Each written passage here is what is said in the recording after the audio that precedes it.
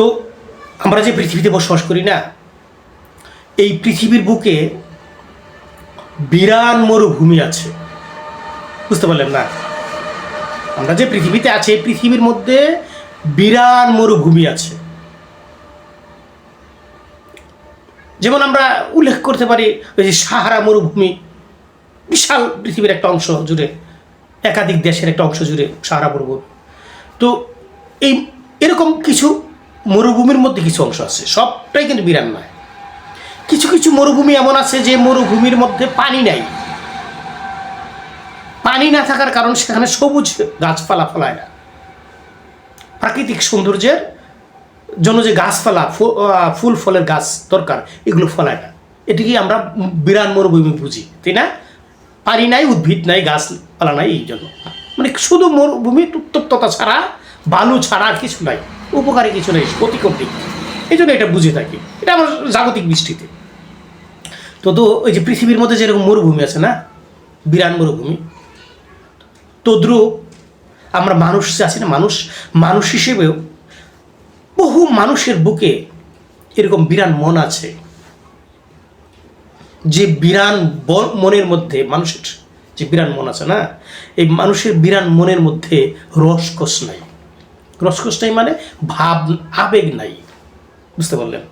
আবেগ না থাকার কারণে তাদের দয়া নাই, প্রেম নাই তাদের বুকে।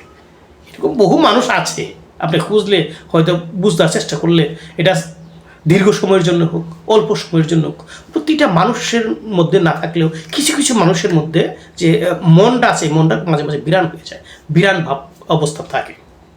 যে কথা বললাম, এই মানুষগুলোর মধ্যে দয়া, প্রেম, মহব্বত নাই, আবেগ নাই। এদের মধ্যে আছে জিদ, হিংসা, স্বার্থ চরিতার্থ, নিঃস্বার্থ চরিতার্থ করার জন্য যত নিষ্ঠুরতা আছে, সব এই মনের মধ্যে পড়া, ওই সব ব্যক্তিগুলার মনের মধ্যে পড়া। তো জানবেন, পৃথিবীর বুকে যেমন মরুভূমি আছে, বিরান মরুভূমি, অনেক মানুষের বুকের মধ্যে তেমন বিরান মন আছে। এটা বাস্তবতা। যদি নাই হবে, দেখুন, এমনও ঘটনা ঘটে, একটা মানুষকে মেরে ফেলে, একটা মানুষ আর একটা মানুষকে আঘাত করে, একটা মানুষকে বিপাকে ফেলে, বিপদে ফেলে, অথচ এমন মানুষের বিরুদ্ধে যায়, এমন মানুষের বিরুদ্ধে এই কাজটা করে, যে করে ওই মানুষের সাথে তার কোনো সম্পর্ক নাই, সম্পর্ক থাকে না। হয়তো এমনও হয় জীবনে কোনো দেখছে কিনা, অথচ ওই লোকটাকে মেরে ফেলে। কেন?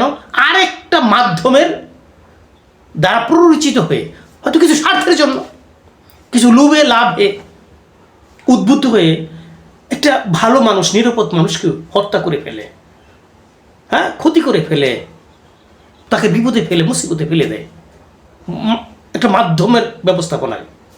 এরকম হয় না? যদি তাই না হবে, ওই মরুভূমি মন বা বিরান মন যদি না থাকবে, এই কাজটা করতে পারবে কেউ? এরকম কাজ শোন, আমি লম্বা হয়ে যাবে এইভাবে উদাহরণ দেবো, আপনারা আমার সাথে ভালো জানেন, বুঝবেন, আমি অল্প একটু টাচ করলাম। তো দেখুন, মানুষ হিসেবে জন্ম নিয়েছি মানুষের কুলে, ঠিক না? তা আমাদেরকে মানুষ হইতে হবে।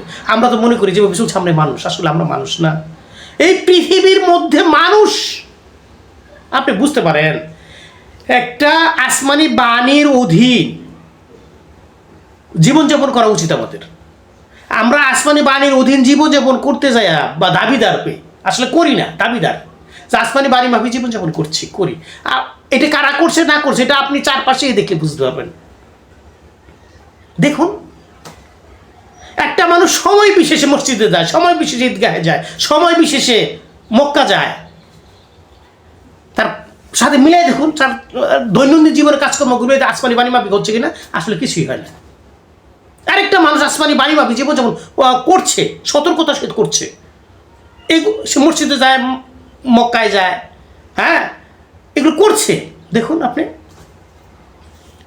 ঈদের মাঠে যায়, এগুলো অর্থাৎ আমি যে সহজ বোঝাচ্ছি, দিনই আসমানি বাণী সম্পৃক্ত আছে, একজন আশ্রয় নাই, কিন্তু দাবি করছে। এখন দাবি করলেই দাবি শ্রেষ্ঠতা পাওয়া যায়?